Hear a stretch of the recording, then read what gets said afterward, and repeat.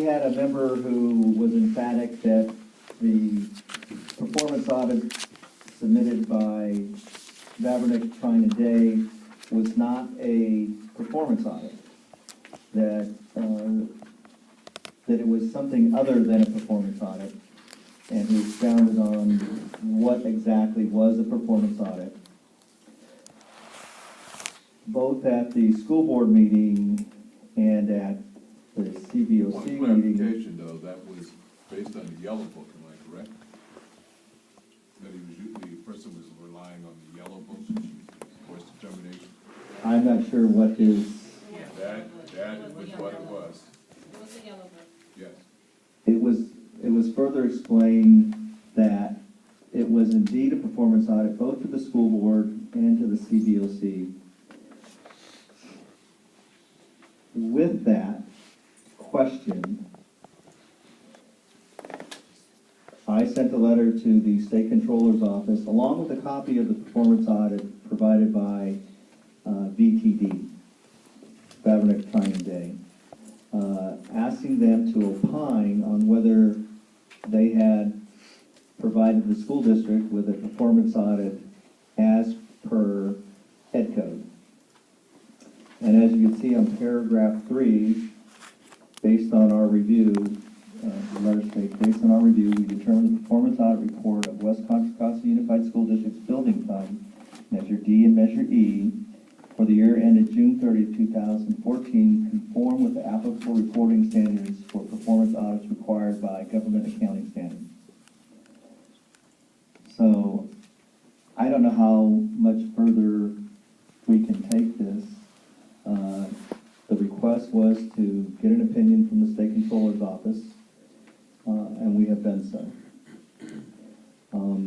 I would say our next step is to present the performance audit to the CBOC to be received by the CBOC as the performance audit as opined by the state controller's office. Question.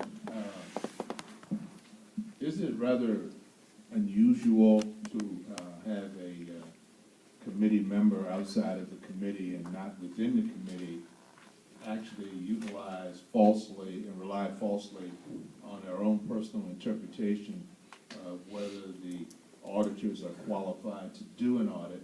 Because as the chair and as a committee, we never were notified as a body and bank that was in fact an action that was taken by staff.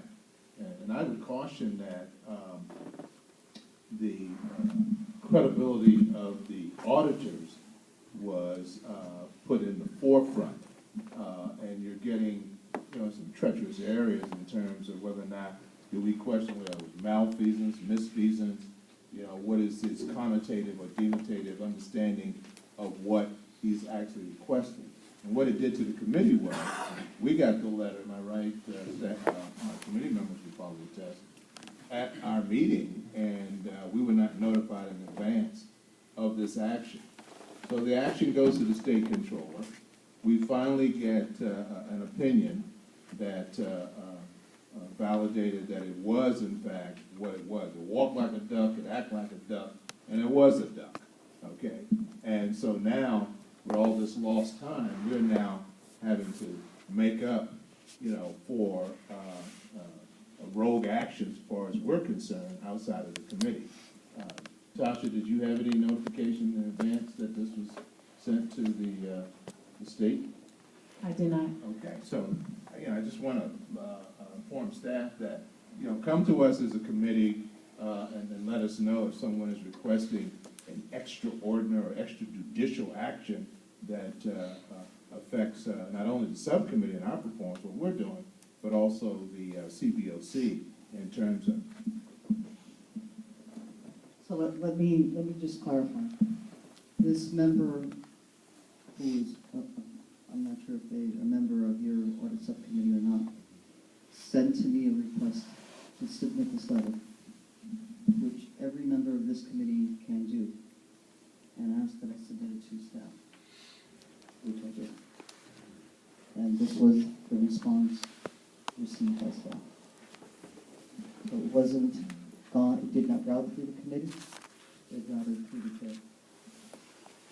I'm sorry. So, a member of the public sent a letter to you, and you sent it as the chair. I didn't say I said a member of our committee. A member of the CBOC sent you a letter. A request. That- A request, and that request was sent directly to staff without agendizing it, or with the consultation of the CBOC on law. Requests don't have to be agendized, that's the reason we have a request form process. And what was the request for exactly? It was a request for the state controller's office to determine whether. Time on this matter. So I have a recommendation, if we agendize this matter next time. The mystery member, of course, is Anton. And, you know, I remember, I think in my first audit subcommittee meeting, where Mark brought forward a copy of the letter that he had sent to the state controller, and it all seemed well to me. And Anton, who does his homework on these kinds of things, as we know, had his basis, and he's involved, as we know, with the state CBOC, committee as well. And so there was some interpretations that he had.